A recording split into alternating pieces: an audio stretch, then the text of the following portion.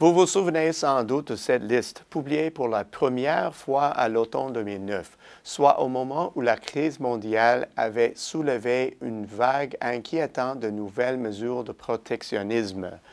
La période de l'après-crise s'éloigne désormais de nous. Nous portons de nouveau notre attention vers la croissance.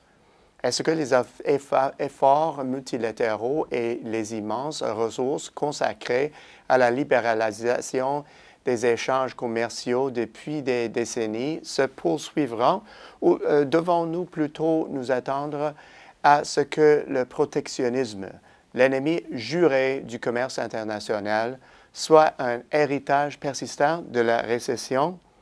À vrai dire, il y a au moins 10 raisons d'accélérer la fin de ce nouvel élan de protectionnisme. Premièrement, le commerce international figurait parmi les moteurs de la production mondiale lors du dernier cycle économique. De fait, entre 1999 et 2008, l'économie mondiale a progressé en moyenne de 4 % et les exportations de 6,5 %. En pourcentage du PIB, la part des échanges est passée de 40 % en 1990 à 65 % en 2007. Pourquoi alors mettre en péril le retour d'une tendance aussi impressionnante? Deuxièmement, ce même commerce mondial est un important générateur d'emplois. Comme il représente une part grandissante de l'économie mondiale, le nombre d'emplois qui lui sont liés a aussi augmenté. Selon les données actuelles, les emplois directement rattachés au commerce international auraient progressé beaucoup plus rapidement que ceux des autres secteurs et compteraient maintenant pour au moins un tiers de tous les emplois, contre tout juste 20 % au début des années 90. Devons-nous courir le risque de modifier ce bilan, surtout au moment même où certaines régions du monde développé sont toujours aux prises avec un chômage massif? Troisièmement, la technologie a rendu possible le commerce avec la planète entière, ce qui a permis d'explorer des solutions d'affaires efficaces partout dans le monde à une échelle sans précédent. Par ailleurs, les récessions tendent à accélérer ce processus. En conjuguant ces facteurs, nous pouvons avancer l'hypothèse que le nouvel élan de protectionnisme issu de la grande récession n'a jamais constitué une menace aussi importante à la prospérité mondiale. La quatrième raison, le protectionnisme n'arrive jamais seul. Il alimente d'autres mesures de rétorsion qui font augmenter les coûts, comme l'a montré la récession. Et lorsqu'il prend racine, il est difficile de s'en défaire.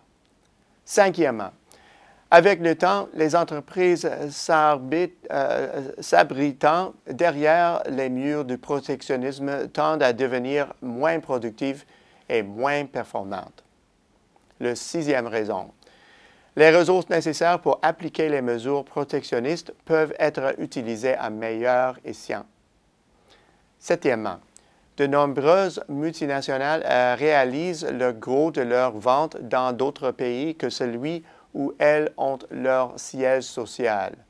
Or, la prise de mesures protectionnistes par ces pays entraîne des mesures de rétorsion qui mettent ces ventes à risque. Plus que jamais, les politiques commerciales qui s'inscrivent dans la ligne du « chez nous d'abord » mettent en péril un nombre appréciable de bons emplois au Canada. La huitième raison, les mesures protectionnistes qui ont fait la une des médias lors de la crise ont été prises pour maximiser l'impact national des mesures incitatives visant à faire reculer la récession.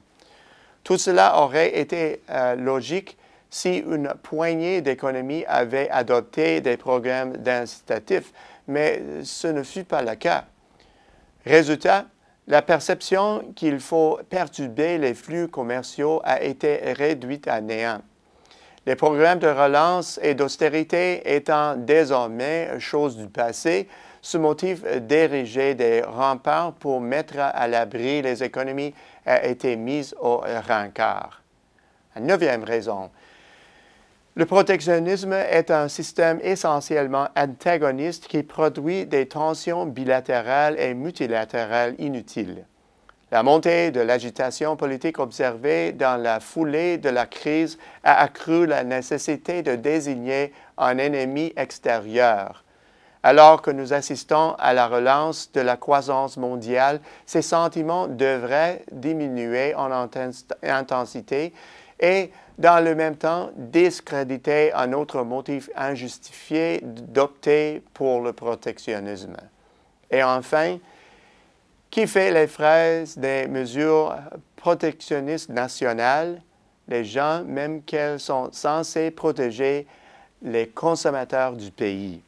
En effet, ce sont ceux qui doivent assumer les coûts plus élevés des biens et services protégés par des tarifs douaniers. Ceux également, eux, qui perdent les fonds qu'ils auraient autrement investis dans l'économie nationale ou utilisés pour acquérir d'autres produits fabriqués au pays.